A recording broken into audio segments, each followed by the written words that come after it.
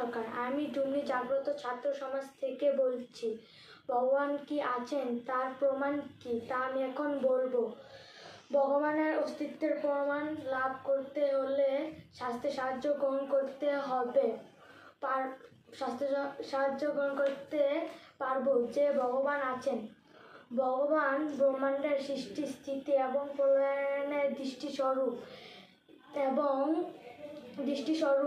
এবং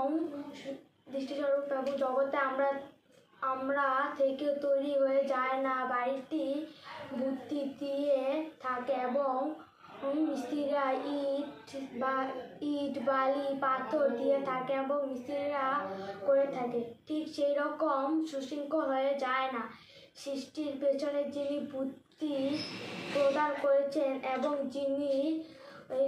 যিনি বিশ্ব ব্রহ্মাণ্ড সৃষ্টি করেছেন তিনি হলেন ভগবান। হরে কৃষ্ণ।